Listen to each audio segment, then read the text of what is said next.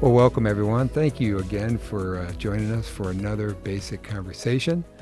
This season we are focusing on the legacy of Pope Francis. So we've had a series of conversations, and today's topic, Father Basic, we picked an easy one, climate change. Climate change, yeah, right. And an important topic, but also in some ways a controversial one. Indeed, yeah. Want to have background for talking about climate change, it is that we are in the process as the United States of withdrawing from the Paris Agreement. That takes time to withdraw, but we're in process of doing that. So let's, Paris Agreement is very important. Pope Francis had a great feel for the environment. You know, he chose the name Francis, right? The first pope in history to choose Francis. And that takes us back to Francis of Assisi, 13th century figure, and someone who loved the earth and cared for the poor. That's what he liked about Francis. Francis of Assisi he was fairly well-to-do, and he renounced all of that and lived as a beggar and so on. So big on the poor, but also creation. So his prayer poem was that he praised brother, sun, and sister moon. And that was his prayer, was to praise God for the beauties of creation. So Francis, Pope Francis, I'm a big fan of his, Brad. I'm We've not gathered that, not yes. hiding behind that. He's been a breath of fresh air and energy source for me, and part of my priesthood's been about trying to get on board with him in his efforts to make Vatican II real in our world and to make it available. So that's one way that he is. And I think that, there are a number of points that he makes that we want to make sure we keep hold of. And that is that climate change is real. It's genuine. It's a reality. It is not a hoax propagated by the Chinese, as President Trump likes to say. It's not a hoax. It's a reality. And it's urgent. And the whole fate of the human race is at stake. Not some minor question, but the fate of the whole human race is at stake, as Francis sees it. And so the other thing is that we have to recognize, he wants people to recognize that human activity, burning fossil fuels, is helping to cause the problem. It's anthropocentric, anthropogenic, it's caused by human beings. So the Vatican has a scientific council, a group of scientists that meet, that advise the Pope, and they insisted in their studies that it was caused by human activity and the burning of fossil fuels especially, and that if we're going to make progress, we have to reduce our carbon output. So And he especially challenged the big, wealthier nations. Say again? He especially challenged the bigger, wealthier nations for the output. Yeah. Yes, and he recognized that, this probably saved for later, but that the action really was with the United States and China primarily if we were going to do something about the problem. And that's takes us back to President Trump saying it's a Chinese hoax. It's an effort of the Chinese to keep down the United States and keep us from building up and being economically successful and so on. But the Paris Agreement was quite amazing, really. And Francis wrote an encyclical for that reason. In other words, it was very pointed that he wanted to support that process.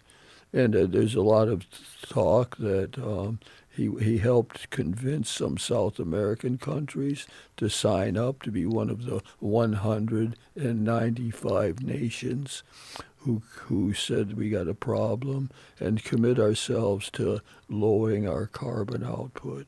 So he might have played that role.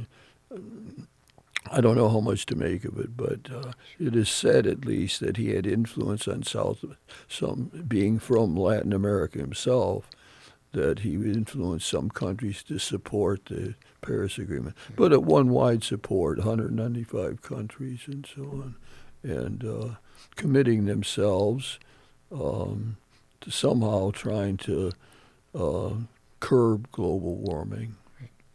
And Father Basic, the Paris Agreement was 2016, but the encyclical you mentioned that Pope Francis put out was 2015. Yeah. I can't say the name of that. What is that?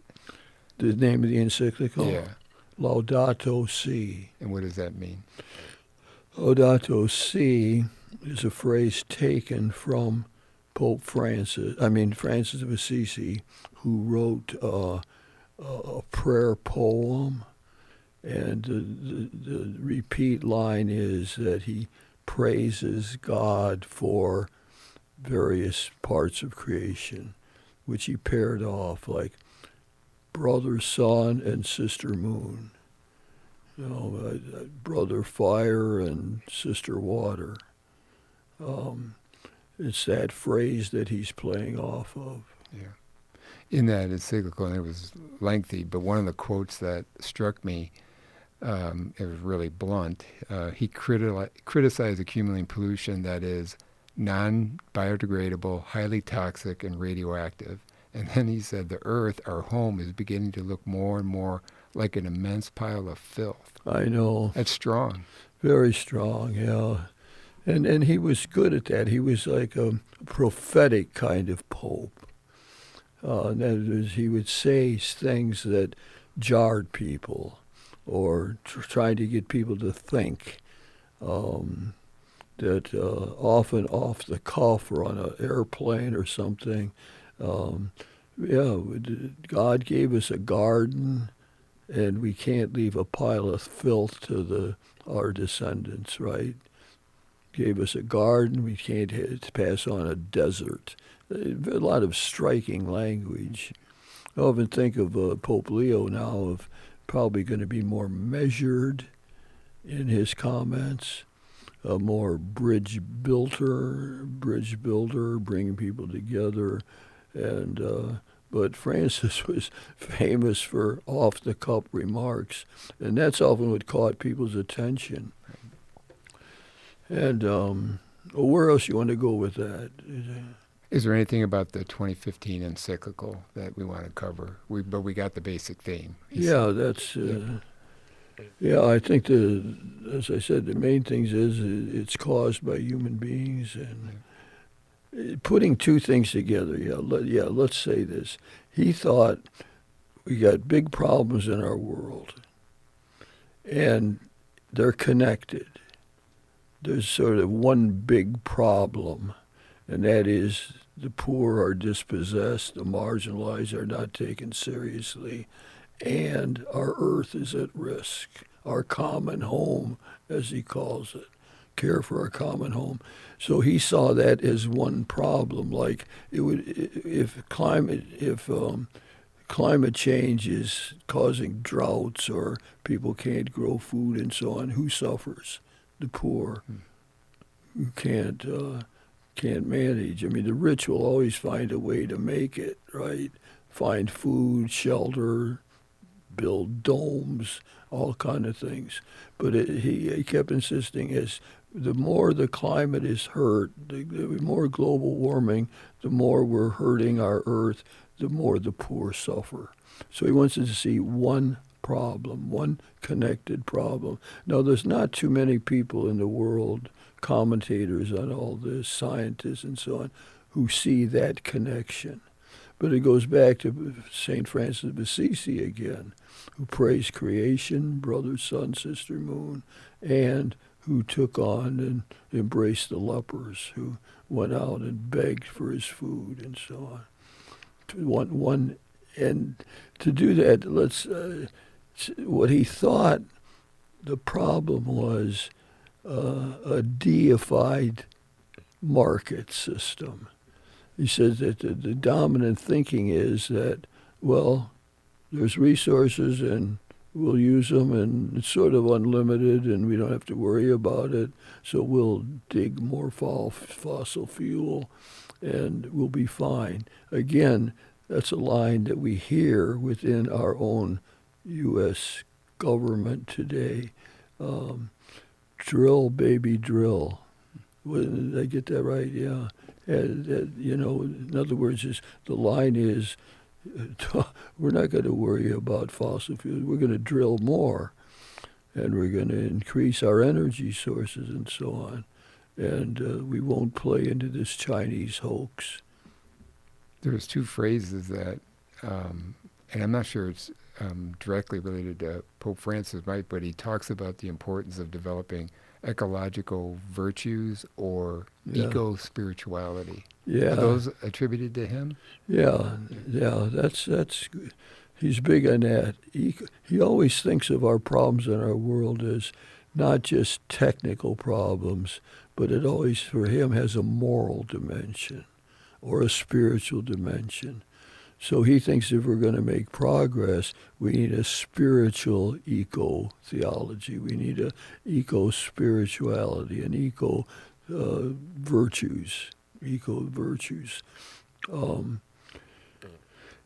And that spirituality would propel us into making good decisions about polluting our world and so on. So what I like is we need a mindset. He was very discouraged with the fact that he was not making progress with Catholics, especially in the United States. He put more energy into getting his message in Laudato Si, praise to you, Lord, than anything else he did. So he always had a new program for, like, how are we going to sell this to the American people? Oh, we will have a 5-year plan to make this real, or we'll set up a new commission to work on it. So that was one of the follow-up. A lot of times about the papal encyclicals, feeling is, well, they make them and that's the end of it. But this one has remained germane, important, relevant for our world. And he has been outspoken about the fact that has not thought that the nations have not done a good job. The rich nations have not done especially all they could do for the poor nations.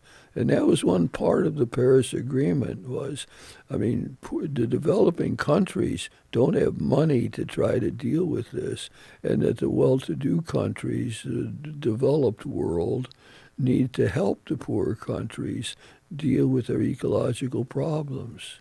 Help them plant trees or help them reduce their carbon output. And of course, they're saying, well, you've done it. The wealthy nations all thrive because of fossil fuels. Now you don't want us to use them. This is the poor developing countries. And he had a strong feel for that, and that was part of the Paris Agreement that he favored and pushed and continued to do so throughout his pontificate.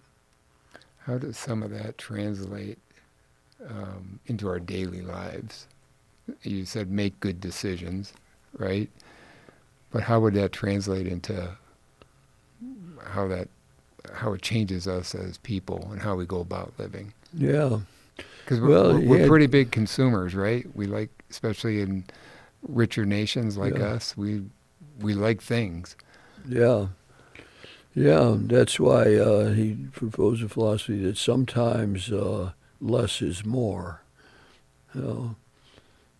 And then he had all kind of suggestions that the great nations, China, Japan, the United States, countries, would be the decisive voice on whether we control climate change or not, whether we reduce global warming. He knew that. But he also wanted all of us to do whatever we could do to do our own part to reduce climate change. And so he often got very concrete. He wanted more carpooling. Uh, he wanted us to simplify our lifestyle. Maybe make sure our diet was helpful to the environment and so on. So he wanted us to do our own part. But he was, I think, keenly, I say this is my own observation, that he was keenly disappointed in the response of American Catholics to his proposals. He often got people like Cardinal McElroy to set up programs in their diocese to try to get people to understand the problem and to do whatever we can do to make it better. And there's some, just a general statement, he had the biggest issues with the political conservatives in our country and elsewhere. And there's the criticism for him is he didn't read the audience well enough. He didn't tailor the message or take the concerns of that group of people and try to frame things differently with them. Yeah. He was often relied on the bishops in dioceses. He quoted more local bishops' conferences than any other pope that even close, I think. He often said the Pope does not have the answer to all the problems. That we need. He disliked solutions top down. Right. He distrusted like that. the Great Oz, right? Yeah, you got it. It's not going to work. He always thought you can't make any progress that way. He wanted solutions that built up from ground roots and grassroots movements and so on. So he favored that sort of thing. I mean, one of the great proponents of his ideas was Cardinal Robert McElroy, who's now the Archbishop of Washington. And McElroy's a brilliant scholar and so on. And he did a lot in his diocese out west to set up programs to try to educate people, to get them to discuss what they could do, help them to understand the science behind it. So the Pope relied on that, and McElroy continues to be a good spokesperson for Francis' ideas. So he said the Pope does not have the answer to all the problems. And so, I mean, you could say, well, he didn't succeed in selling it in the United States. There's a whole lot of people, a lot of Catholics think along with Trump that global warming is a hoax. Still a lot of them, and that disappointed him. And he was also disappointed that the countries weren't more faithful to their agreements, the Paris agreements, that they could do more to. And he kept saying, hey, we got an urgent problem. I mean, that's what I thought when I think about his accomplishments and what he did. And I got dealing with global warming right up near the top. Why? Because we're dealing with the fate of the whole nation. I mean, the human race. He'll say that, the human race is, and all those lines about make sure we got to remember we want to pass on a habitable planet to the next generation. So you talked about we need cities that work, where there's transportation and so on, where people can walk to places. We could use carpooling. We could use less energy and so on. And so again, it gets down to what are we each going to do? And when I think of that, it's okay, we got Catholics in the United States who fundamentally agree with Francis. You got a major problem.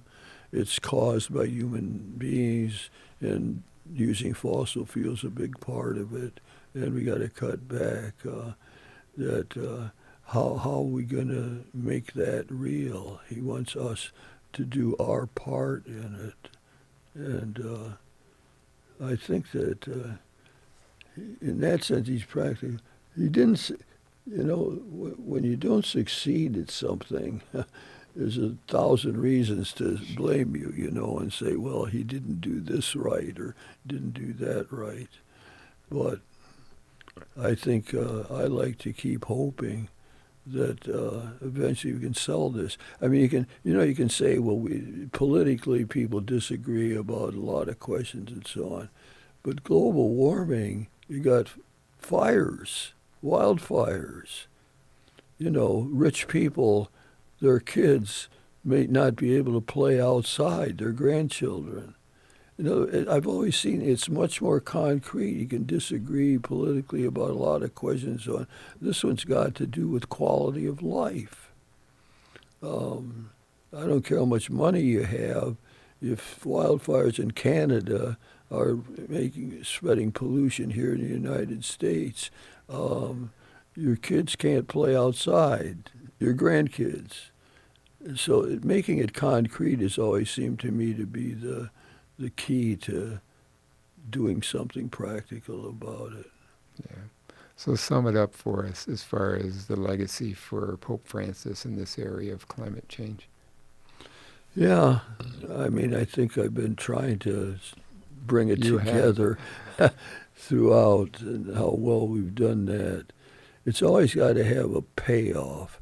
I think practically, one of the payoffs is voting.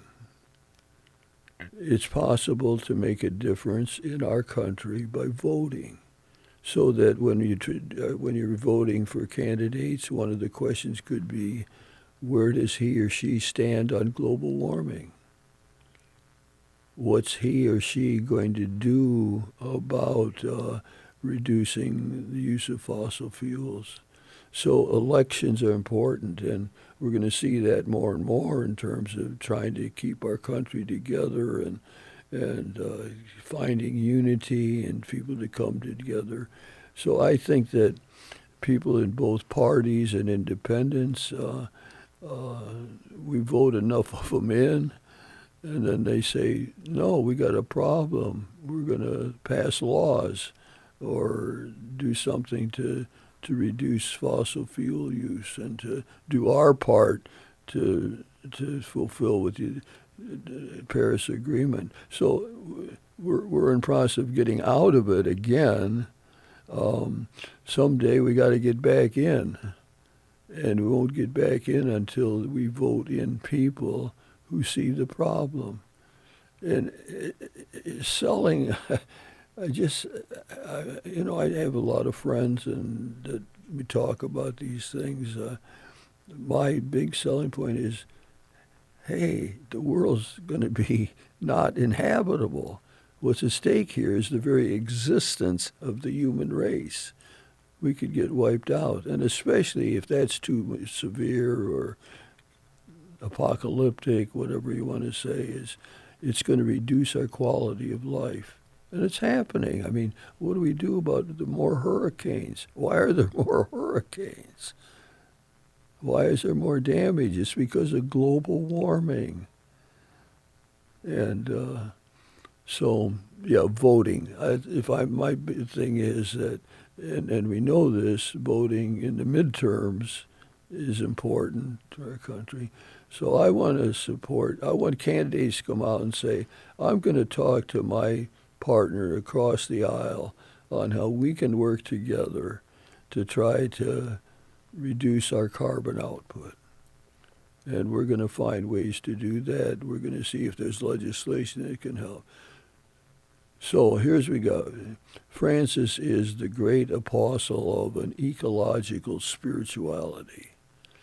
And he's going to say, look, you can't just say, he calls it the technological paradigm.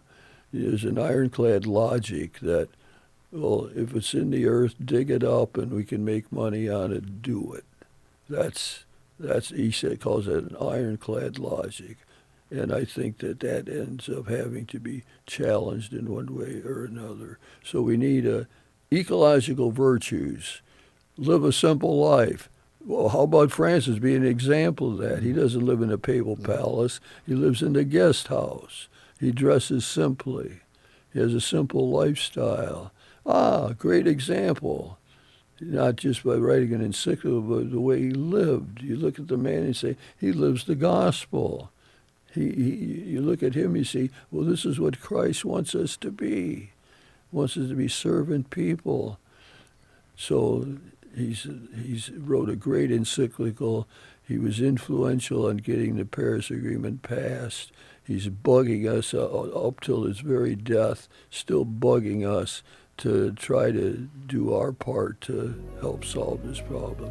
Ecological virtues, care about the environment, care about the larger world, do some self-sacrificing for the good of the commonweal. Pope Francis, I laud him once again, great man, and on this issue especially strong. Thank you, Father Basil.